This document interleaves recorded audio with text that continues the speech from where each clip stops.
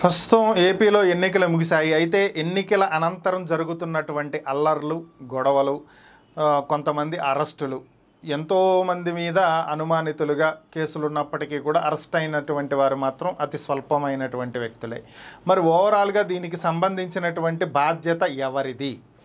ఇక్కడ ఎన్నికలు సజావుగా నిర్వహిస్తున్నామని చెప్పి ఎలక్షన్ కమిషన్ చెప్తుంది. చెదురుమదురు ఘటనలు తప్ప ఏపీలో ఎన్నికలు ప్రశాంతంగా జరిగినాయని ఎలక్షన్ కమిషన్ చెప్పింది. అయితే ఆ తర్వాత జరిగినటువంటి గొడవల అనంతరం కొన్ని అల్లర్లు, కొట్లాట్లు, హింసాత్మక ఘటనల అనంతరం కొంతమంది అధికారులను మార్పు చేయటం. సో మరి ఇక్కడ విఫలమైంది ఎవరు?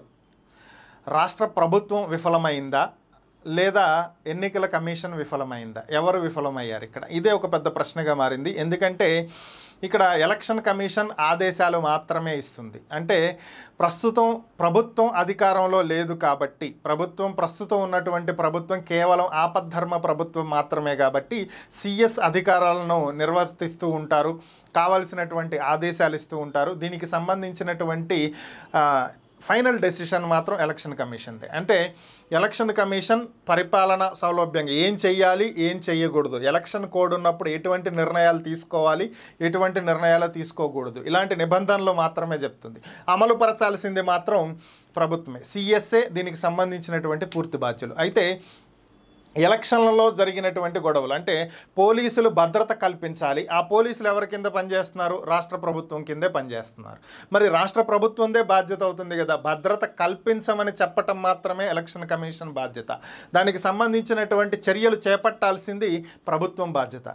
సో ప్రభుత్వం అంటే సిఎస్ఏ దీన్ని నిర్వర్తించాలి. ఇక ఒక పర్టికులర్ ప్రాంతంలో గొడవలు జరిగినాయి అంటే ఆ పోలీస్ స్టేషన్ పరిధిలో ఆ సిఐది బాధ్యత అవుతుంది, లేదా ఆ నియోజకవర్గం పరిధిలోనో ఆ జిల్లా పరిధిలోనో ఎస్పీది బాధ్యత అవుతుంది. సో ప్రస్తుతం మాచర్లలో జరిగినటువంటి 9 ఘటనల్లో 7 మాచర్లలోనే జరిగినటువంటి నేపథ్యంలో పల్నాడు జిల్లా ఎస్పీనే మార్చడం జరిగింది.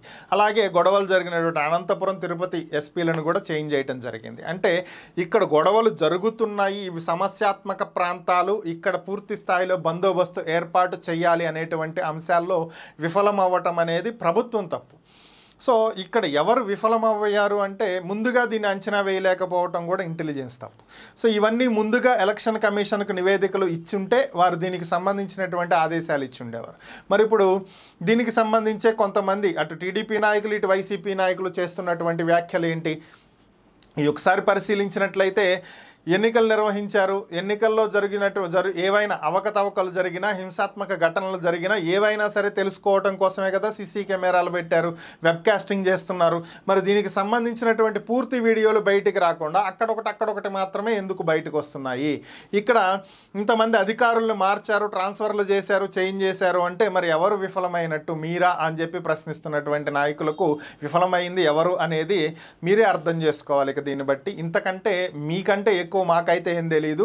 సో ఎవరు బాధ్యతలు నిర్వర్తించాలి, ఎవరు నిర్వర్తిస్తున్నారు, ఎవరు విఫలమయ్యారు, ఇక్కడ మీరే అర్థం చేసుకోవచ్చు.